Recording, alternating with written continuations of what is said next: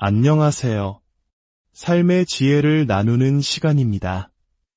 여러분, 혹시 인생이 내 뜻대로 되지 않는다고 느껴본 적 있으신가요? 삶이란 때로는 참 고되고 실망스러운 순간들로 가득 차 있다는 것을 문득 깨닫게 될 때가 있습니다. 이상하게도 제가 세운 계획들은 대부분 제가 의도했던 것과는 다른 방향으로 흘러가곤 하더군요. 여러분도 그런 경험 있으신가요? 모든 것이 무너져 내리는 것 같고 믿었던 사람에게서 상처를 받고 간절히 바랐던 계획들이 수포로 돌아가는 순간들. 심지어 우리가 간절히 기도했던 것들마저도 우리가 원했던 방식대로 이루어지지 않을 때가 참 많습니다. 우리의 기도가 응답받지 못했다고 느껴지는 그 순간 깊은 좌절감에 빠지게 되죠. 큰 상실이나 실패를 겪은 후 많은 사람들은 스스로를 고립시키고 자신만의 껍질 속으로 숨어버립니다. 내 인생은 이제 끝났어라고 단정 지으며 살아가는 것을 멈추고 그저 하루하루를 버텨내는 존재하기만 하는 삶을 선택하기도 합니다. 하지만 다른 한편에는 삶이 어떤 시련을 던져주든 굴하지 않고 다시 일어서는 사람들이 있습니다. 한국의 오뚜기처럼 쓰러뜨려도 또다시 일어나고 넘어뜨려도 다시 일어나 결국에는 이전보다 더 나은 모습으로 성장하는 놀라운 회복력을 가진 사람들이죠. 성경 속 사도 바울이 바로 그런 사람이었습니다. 그는 엄청난 회복력의 소유자였습니다. 모두가 포기하고 싶어하는 상황 속에서도 그는 계속해서 나아갈 수 있는 놀라운 능력을 지니고 있었습니다. 고린도후서 4장 8절과 9절에서 바울은 이렇게 고백합니다. 우리는 사방으로 우겨쌈을 당하여도 쌓이지 아니하며 답답한 일을 당하여도 낙심하지 아니하며 박해를 받아도 버림받지 아니하며 거꾸러뜨림을 당하여도 망하지 아니하고 도대체 어디에서 이런 강인한 회복력과 용기가 나오는 것일까요? 뼛속까지 포기하고 싶고 모든 것을 내려놓고 싶을 때 마음 주위에 높은 벽을 쌓고 더 이상 상처받지 않으려 할 때 우리는 어떻게 다시 나아갈 힘을 얻을 수 있을까요? 하지만 기억해야 합니다. 고통을 막기 위해 쌓아 올린 벽은 사랑과 기쁨까지도 함께 막아버린다는 사실을 말입니다. 결국 우리는 살아가는 것이 아니라 그저 존재하게 될 뿐입니다. 오늘 우리는 포기하고 싶은 마음이 들 때 어떻게 그 마음을 이겨내고 계속 나아갈 용기를 얻을 수 있는지에 대해 이야기 나누고자 합니다. 이 주제에 대해 성경에서 가장 깊은 통찰을 주는 책은 바로 욥기입니다. 욥기는 성경에서 가장 오래된 책으로 알려져 있습니다. 욥의 이야기를 아시나요? 욥은 그 시대에 세상에서 가장 부유하고 가장 저명하며 가장 영향력 있는 사람이었습니다. 하지만 단 하루, 불과 24시간 만에 그의 모든 것이 산산조각 나고 말았습니다. 먼저 그는 자신의 모든 재산, 가축과 농장, 그가 가진 모든 것을 잃었습니다. 그리고 같은 날 끔찍한 재해로 모든 자녀를 한꺼번에 잃는 비극을 겪었습니다. 설상가상으로 그는 끔찍한 고통을 동반하는 만성적인 불치병까지 얻게 되었습니다. 여러분이 혹시 힘든 하루를 보냈다고 생각하신다면 욥이 겪은 고통을 잠시 생각해 보십시오. 그는 고통과 상실, 그리고 인생의 위기를 다루는 데 있어서 박사학위를 가진 사람이나 다름없었습니다. 제가 여러분이 겪고 있는 어려움을 가볍게 여기는 것은 결코 아닙니다. 하지만 욥이 단 하루 만에 겪었던 그 엄청난 비극에 비하면 우리가 겪는 대부분의 시련은 그 무게가 다를 수 있습니다. 그의 삶 속에서 우리는 포기하고 싶다는 생각이 들 때, 더 이상 한 걸음도 나아갈 에너지가 없다고 느껴질 때 무엇을 해야 하는지에 대한 깊은 교훈을 얻을 수 있습니다. 결혼 생활을, 직장을, 꿈을, 혹은 건강을 포기하고 싶을 때 욥이 했던 행동들을 따른다면 우리도 이겨낼 수 있을 것입니다. 오늘 이 이야기가 여러분의 마음에 작은 위로와 힘이 되기를 기도합니다. 시작하기에 앞서 잠시 시간을 내어 이 채널을 구독해 주시고 좋아요를 눌러주신다면 더 많은 분들에게 하나님의 은혜로운 메시지를 전하는 데 큰 힘이 될 것입니다. 여러분의 그 작은 손길 위에 주님의 축복이 함께하기를 소망합니다. 자, 이제 욥의 삶을 통해 포기하고 싶을 때 나아갈 용기를 얻는 6가지 지혜 중 오늘 몇 가지를 함께 살펴보겠습니다. 첫 번째, 큰 상실을 겪었을 때 가장 먼저 해야 할 일은 하나님께 당신의 감정을 있는 그대로 모두 털어놓는 것입니다. 분노, 좌절, 슬픔, 그 모든 감정들을 쏟아내십시오. 당신의 모든 감정을 하나님께 내려놓고 그분께 모든 답답함을 토로하는 것입니다. 아마 모르셨을 수도 있지만 당신의 부정적인 감정까지도 하나님께 솔직하게 드리는 것은 그 자체로 놀라운 예배 행위가 됩니다. 욥기 1장에서 모든 것을 잃은 욥은 이렇게 행동합니다. 20절을 보면 욥이 일어나 겉옷을 찢고 머리털을 밀고 땅에 엎드려 예배하며 라고 기록되어 있습니다. 그는 슬픔에 겨워 겉옷을 찢고 머리를 밀었습니다. 자신의 옷을 찢을 정도라면 얼마나 큰 분노와 슬픔에 휩싸였을지 짐작할 수 있습니다. 그는 자신의 고통을 육체적으로 그리고 가시적으로 하나님께 표현한 것입니다. 그리고 그는 땅에 엎드려 경배했습니다. 우리가 큰 상실이나 실망을 겪을 때 보통 4가지 감정을 경험하게 됩니다. 첫째는 분노입니다. 왜 하필 나에게 이런 일이 일어나는가? 이것은 자연스러운 반응입니다. 둘째는 슬픔입니다. 내가 무엇을 잃었는가? 를 깨닫는 고통이죠. 셋째는 충격입니다. 이제 뭘 어떻게 해야 하지? 이런 일이 일어났다는 게 믿기지 않아. 마지막 넷째는 두려움입니다. 앞으로 무슨 일이 더 일어날까? 이러한 분노, 슬픔, 충격, 두려움을 어떻게 다뤄야 할까요? 억누르거나 외면하거나 다른 사람에게 폭발시켜서는 안 됩니다. 우리는 이 모든 감정을 하나님께 고백해야 합니다. 당신이 얼마나 화가 났는지 하나님께 말씀드리세요. 놀랍게도 하나님은 당신의 분노를 감당하실 수 있습니다. 당신의 좌절과 모든 감정을 다 받아주실 수 있습니다. 왜일까요? 하나님께서 우리에게 그 감정들을 주셨기 때문입니다. 우리가 감정을 가질 수 있는 유일한 이유는 우리가 하나님의 형상대로 지음받았기 때문이며 하나님 또한 감정을 가지신 분이기 때문입니다.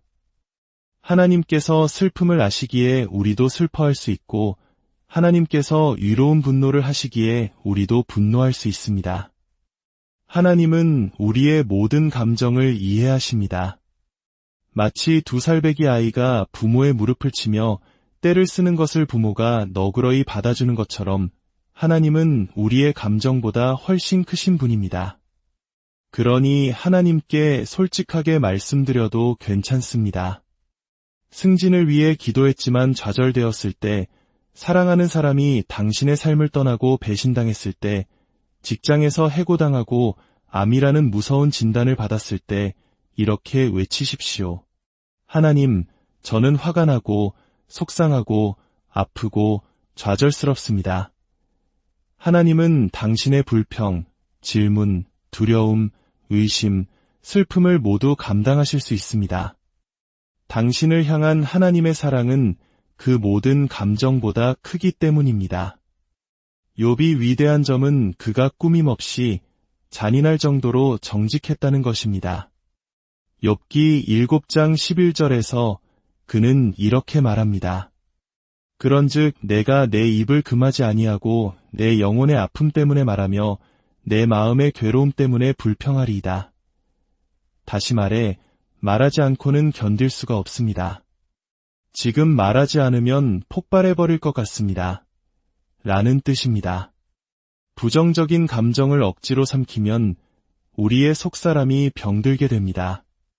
하나님께 털어놓지 않으면 그 감정들은 결국 우리의 몸을 상하게 할 것입니다. 마치 흔든 콜라병처럼 뚜껑을 열어 가스를 빼주지 않으면 언젠가 다른 곳에서 예상치 못한 방식으로 터져나오게 됩니다. 두 번째, 다른 사람들의 도움을 받아들이세요. 욥이 했던 두 번째 일입니다. 하나님은 우리가 인생의 모든 고통과 상실, 스트레스를 혼자 감당하도록 만들지 않으셨습니다. 우리는 서로를 위해 창조되었고 서로가 필요합니다. 태초에 하나님께서 하신 첫 말씀 중 하나가 사람이 혼자 사는 것이 좋지 아니하니 였습니다. 우리는 관계 속에서 살아가도록 지음 받았습니다. 하지만 큰 실망을 겪으면 우리는 그 사실을 아무에게도 말하고 싶어 하지 않습니다.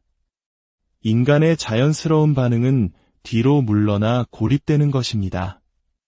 나 혼자 해결할 수 있어, 아무도 필요 없어라고 생각하며 비밀로 간직하려 합니다. 하지만 이것은 아주 위험한 생각입니다.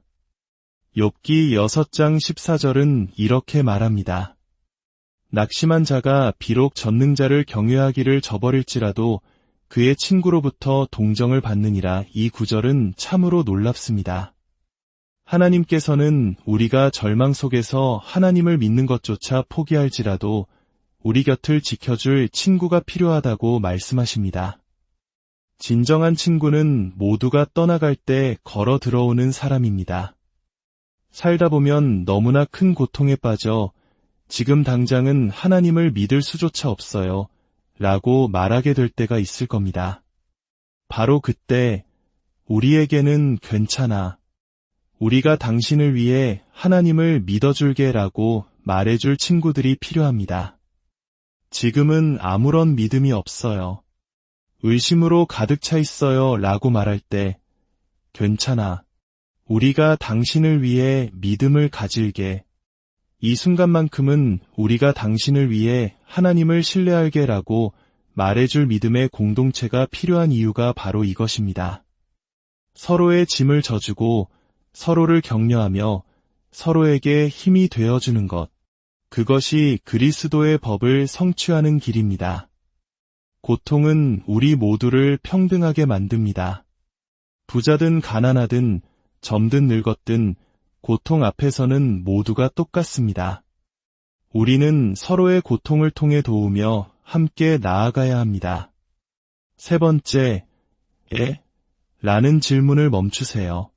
상실과 위기를 겪고 기도가 응답되지 않았을 때 우리는 라고 묻는 것을 멈춰야 합니다. 왜냐하면 그 질문은 도움이 되지 않고 고통의 시간만 연장시킬 뿐이기 때문입니다. 물론 이것은 우리 모두에게 어려운 과제입니다.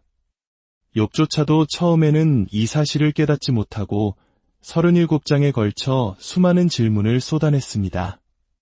어찌하여 내가 태에서 죽어나오지 아니하였던가? 어찌하여 고난 당하는 자에게 빛을 주셨으며 마음이 아픈 자에게 생명을 주셨는고? 라는 질문은 지극히 인간적인 본성입니다.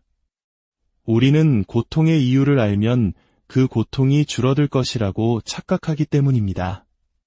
하지만 그것은 사실이 아닙니다. 설명은 우리를 위로하지 못합니다.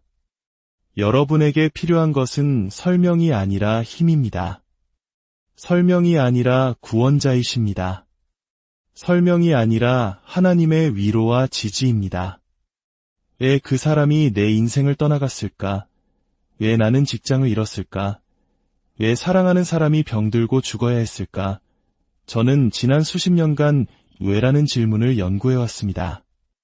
그리고 제가 내릴 수 있는 유일한 답은 이것입니다. 저는 모릅니다.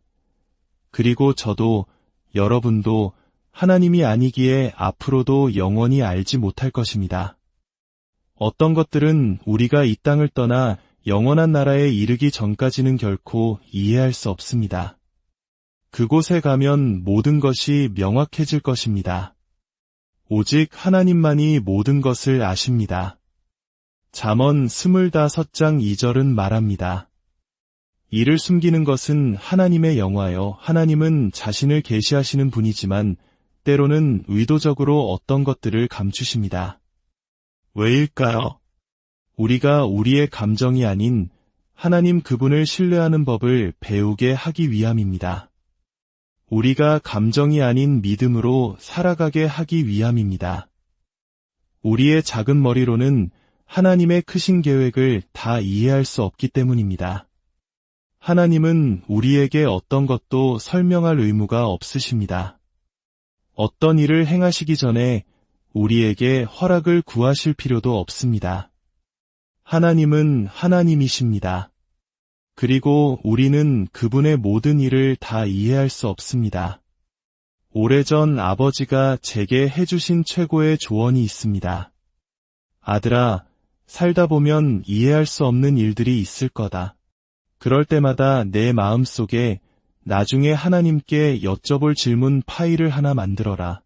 그리고 답을 알 수 없는 질문이 생길 때마다 그곳에 넣어두고 잊어버리고 너의 삶을 계속 살아가거라. 정말 깊은 지혜가 담긴 조언입니다. 풀리지 않는 질문들은 그 파일에 넣어두고 잊어버리고 오늘 내가 가진 것으로 예수 그리스도를 위해 최선을 다하며 살아가는 것입니다. 오늘 하루 삶의 무게에 눌려 힘들어하는 모든 분들의 마음에 주님의 따스한 위로가 함께하기를 기도합니다. 여러분은 결코 혼자가 아닙니다. 이 메시지가 여러분의 삶의 작은 등불이 되기를 바라며 주님의 이름으로 여러분 모두를 축복합니다.